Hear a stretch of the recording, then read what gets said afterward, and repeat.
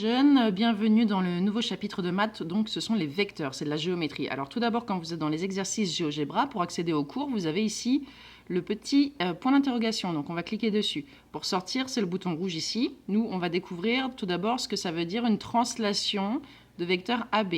Le vecteur, un vecteur, c'est un outil de géométrie. Pour l'instant, vous connaissiez la droite, c'est-à-dire AB entre parenthèses, vous connaissiez le segment, AB entre crochets, etc. Et bien là, on découvre une nouvelle appellation, un nouvel outil, c'est le vecteur. Et lui, c'est notre AB avec une flèche par-dessus, parce que le vecteur, il a un sens. Là, le sens, c'est de A vers B. Allez, on ouvre le cours.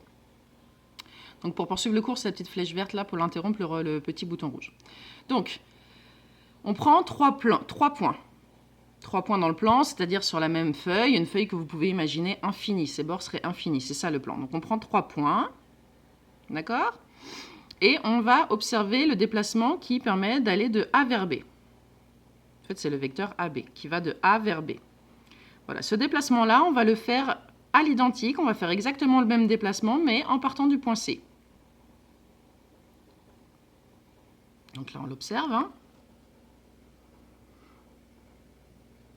Voilà, bon, ça donne un nouveau point. Il décide de l'appeler D, mais on pourrait l'appeler de n'importe quelle façon, d'accord?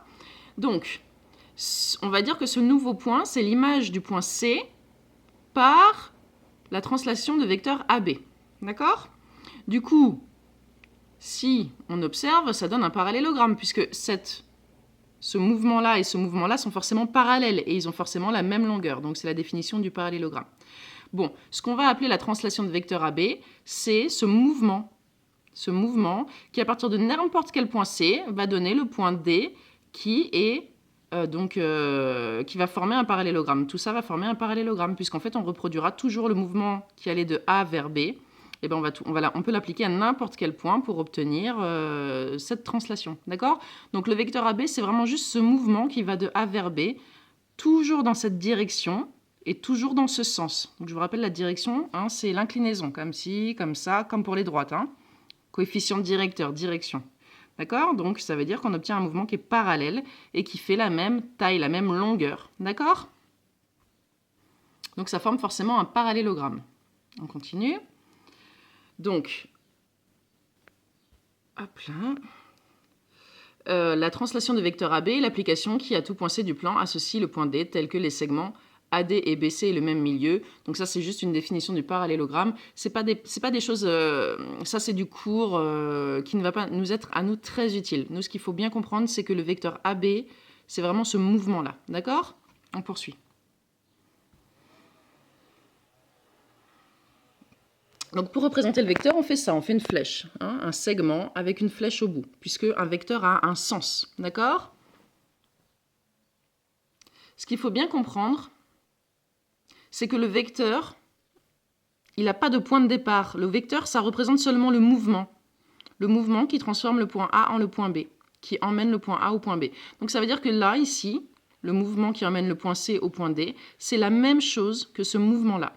Ce qui veut dire que ce vecteur-là et ce vecteur-là, on dit qu'ils sont égaux, ce sont les mêmes, c'est la même chose. Du coup, on peut l'appeler AB, avec la flèche, hein, mais on peut aussi l'appeler CD. Et puis on peut même l'appeler juste U si on veut U avec une flèche au-dessus, peu importe. Il part de n'importe où. Mais par contre, il a toujours cette direction-là, c'est-à-dire cette pente, hein, ce coefficient directeur, si c'était une droite, d'accord?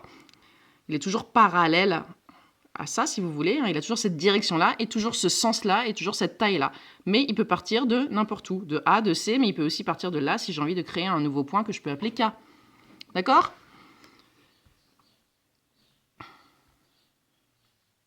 Donc, les vecteurs, pour qu'ils soient égaux, il faut qu'ils soient parallèles, qu'ils aient le même sens et la même longueur. Voilà, et à ce moment-là, ils sont égaux, c'est-à-dire que c'est pas le même segment. Le segment AB et le segment CD, c'est pas la même chose. La droite AB, c'est pas la même chose que la droite CD, mais par contre, là, le vecteur AB et le vecteur CD, ils sont égaux, c'est-à-dire que je peux parler de l'un ou de l'autre ou leur donner un autre nom, c'est la même chose. C'est vraiment ça qu'il faut comprendre. Hein. C'est juste le déplacement. Le vecteur représente le déplacement, mais je peux le mettre n'importe où. C'est pour ça qu'on peut dire qu'il y a une infinité de vecteurs qui sont égaux au vecteur AB. Il y en a plein, il y en a partout. Hein. Il y en a, là, ils en ont représenté une petite partie, mais il y en a l'infini, puisque c'est juste un déplacement.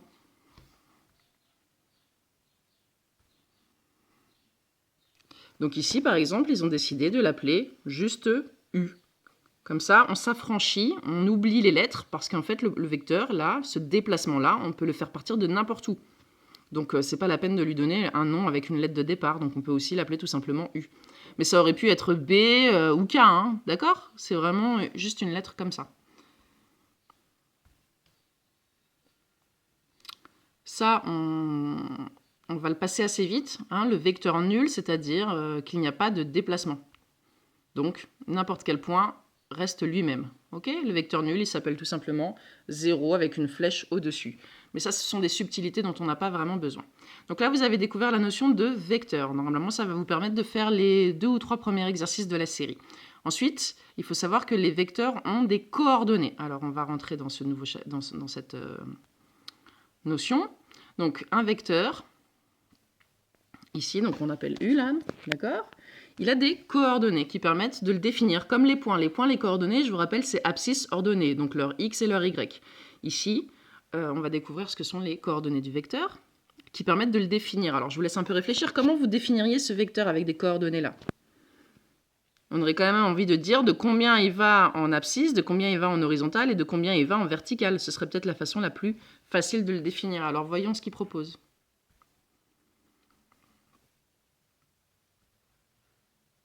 Donc là, on a le même vecteur. C'est le même vecteur, hein? C'est la même chose, c'est le même déplacement, d'accord? Donc ils le mettent là, et ils regardent ici, d'accord? Et ils disent que là, ça fait 3,5, et là, 1,5. Vous le voyez, hein, puisque le 1, c'est ici. Le 1, c'est 2 carreaux. Hein. Donc 1, 2, 3, 3,5. 1, 1,5. Donc là, ici, on va dire que ses coordonnées, c'est 3,5, 1,5. D'accord? Positif, hein, puisqu'il va dans ce sens. Donc, il va dans ce sens-là et dans ce sens-là. D'accord?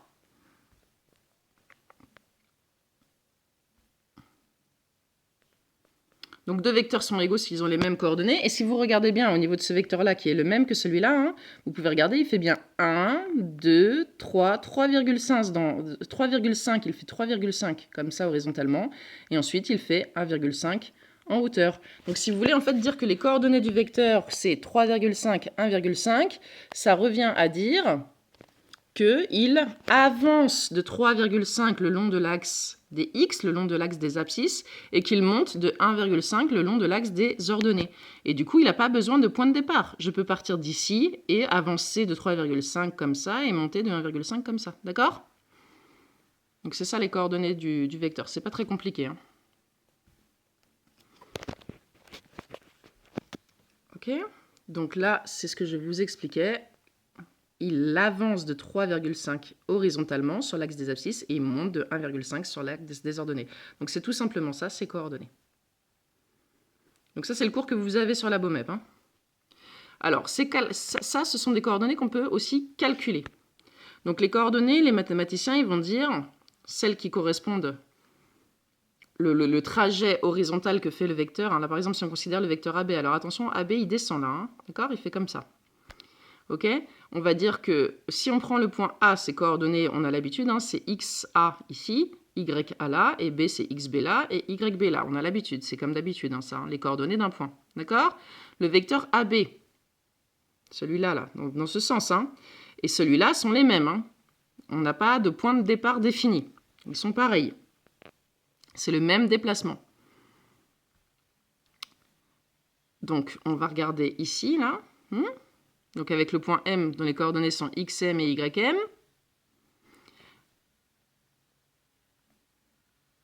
Alors, attendez, je vais aller chercher quelque chose de plus simple. Donc, ça, c'est une démonstration, donc ça ne vous concerne pas tellement. Ce qu'il faut que vous reteniez, c'est que les coordonnées ici du vecteur AB, donc tout ça, vous ne cassez pas la tête avec ça, hein, d'accord?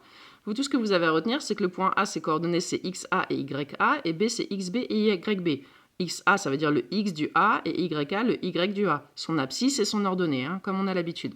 Bon, et bien pour calculer les coordonnées du vecteur AB, c'est facile. Il suffit de faire XB moins XA. Et pour calculer l'ordonnée du vecteur AB, on fera YB moins YA. D'accord? C'est juste la soustraction. Donc ça, vous allez le voir dans les exercices. Vous allez avoir besoin de cette formule. Vous allez voir, ça va tout seul. Ça marche très bien.